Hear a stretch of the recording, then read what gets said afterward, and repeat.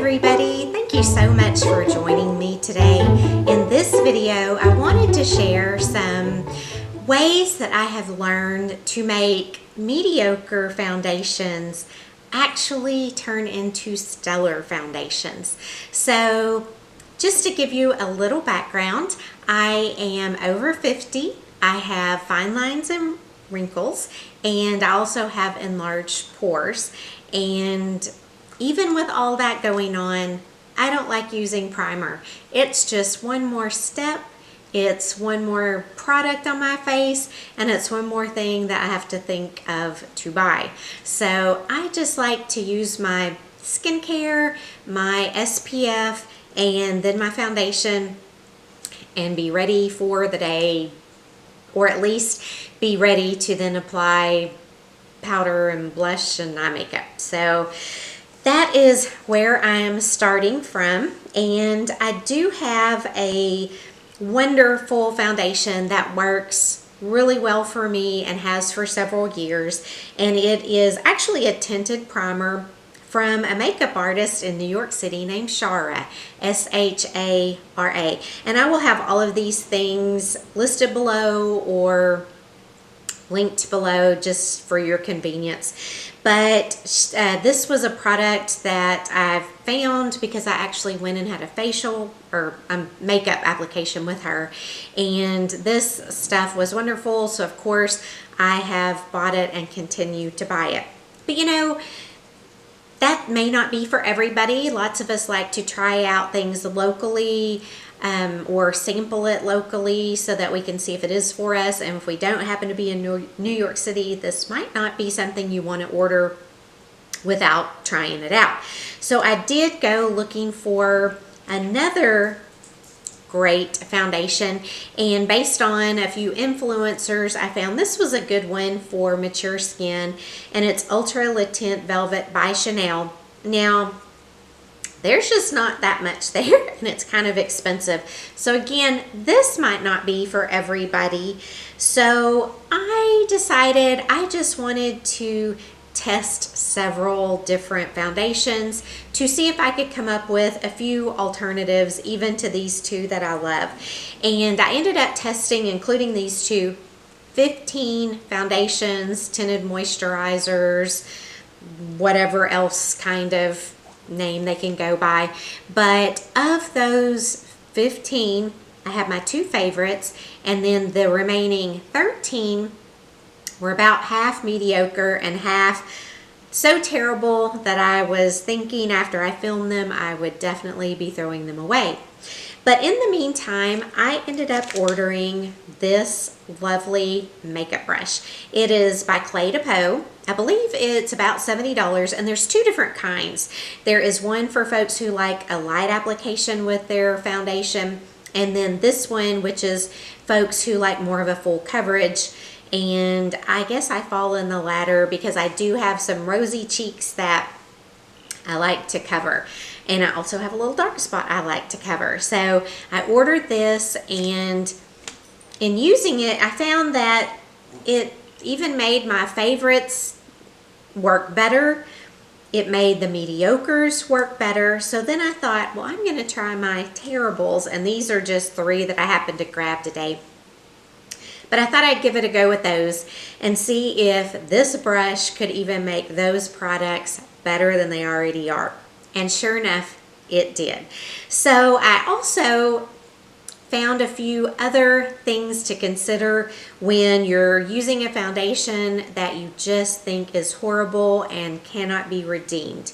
So I wanted to share those with you in addition to telling you about this wonderful brush. So these three are, as I mentioned, all products that I did not think I could bring back into my foundation rotation, I guess.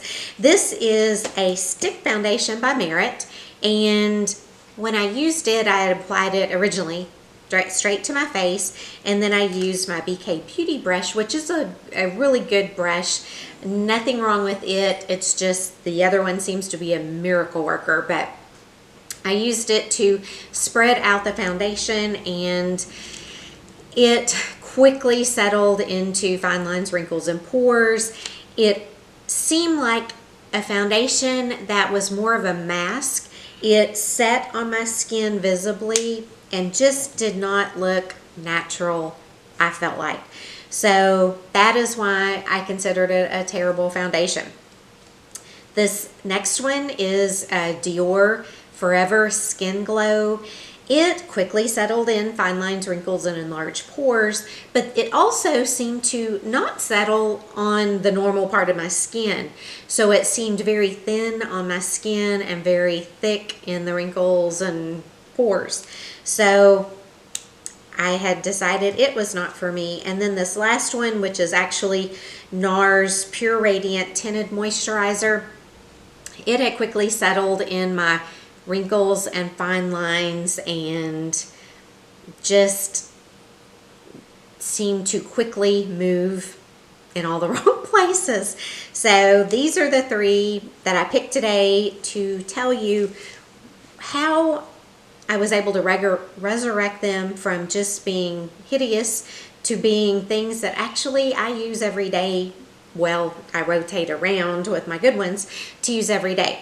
And actually today I'm wearing the NARS product, and I find that it with the right brush and a few other tricks, it is actually a great foundation. So let me share with you the 5 things I would definitely recommend to you if you are in search of a new foundation, or if maybe your favorite has been discontinued, or if you just like me like to see what else is out there. First of all, take the recommendation of friends and influencers who actually have the same skin issues as you. I've mentioned I have mature skin, fine lines, wrinkles, and large pores, and I don't like to wear a primer. So if you're like me and have those issues, then what I have to say might actually work better for you than if you are looking at what a 20-year-old is using and what is working well for her, or someone who has acne scars and is wonderfully covering them but doesn't happen to have, you know, maybe fine lines, wrinkles, and pores or aged skin. So don't think that because it works for just a random pretty lady out there that it's going to necessarily work for your skin situation. Look for folks who have your same skin situation. Number 2, I would highly recommend you find an amazing brush or sponge that again is successful for other folks with skin like yours, and use it and adopt it and keep it in your arsenal. For me, the Clay de Peau is going to forevermore be my brush until I find something even better. As a matter of fact, I now want to get a second one just in case they stop making them or they run out. So let me get mine before you get yours, please. But as I mentioned, this is about a $70 or $80 brush. There are the 2 kinds, those who want a light application, those who want a heavier. Find which one works best for you. Number 3, with all 3 of these particular products that I pulled out, I think in my initial use with the BK Beauty brush, I may have over applied. And I am finding that it's better to use very little product and put on 2 or 3 buildable layers than to put on one massive layer of product that then gives your skin plenty of opportunity to have that product settle in your wrinkles, fine lines, and pores. So for example, the first time I used the Merit product, I took the foundation, put it on my face, and then took my BK Beauty brush to move it around and even it out. I had put on, by doing the whole smearing of this on my face, I had put on way too much product, and that's probably what gave it the opportunity to settle in all the wrong places. What I did with the Clay de Peau brush was use my brush to actually pick up the product and apply from the stick itself. So when my brush would run out, then I would get a little more and use it that way. That made all the difference in the world. And the same with these other two creamy products. With both of them, I put a little bit on my hand and then just put very small dots on my forehead, my cheeks, my chin, and my nose. Use this to even out the product around my face. And then in the case of the NARS, just that thin layer worked perfectly and gave me all the coverage I needed. In the case of the Dior, I still had great coverage on most of my face, but here where I have the darker rosy cheeks, I did go in with a second light application. So that second light application covered perfectly and I was good to go from there. Number 4, don't forget that your sponge or your brush, no matter how wonderful either of those two products are, it's naturally gonna leave some streaks on your face if the last thing you do is use a dragging motion with either of those items. So often I will read a review on a brush and the person writes in, it left brush marks. Well, that would be natural. Think about a painting of art that you see where a brush has been used. You're gonna see the brush strokes. Think about when you're painting a wall, you're gonna see the brush strokes. You wanna make sure that your last motion isn't a dragging motion, but rather a stippling motion, and it will make all the difference in the world. Even if it's not a brush, if it is a sponge, same thing. If you drag your makeup with your sponge, be sure your last motion is a stippling or dappling motion. So my friend in high school who wore a stick foundation, she would apply it with her fingers and you could still see her fingerprints and her drag marks from her finger in her foundation. So it's not just a brush or a sponge, it's actually a technique. Even if you're applying with your fingertips, if you will still do a dappling effect, it will help smooth out and get rid of that texture. And tip number 5, if your foundation does have a tendency to settle or move, then as soon as you get it applied, immediately apply something such as a setting powder or just powder, just to help secure that it stays in place. So those are my 5 techniques that I wanted to share with you.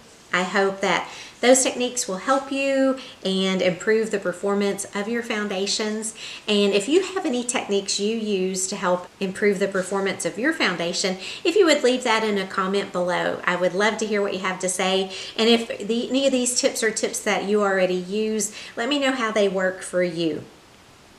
I publish a new video once a week. If you're not already a subscriber, I would invite you to do that now. It's free and easy, and all you have to do is hit the subscribe button, and you will get a notification when you log into YouTube if you go ahead and hit the bell icon as well. That lets you know if I've posted a new video.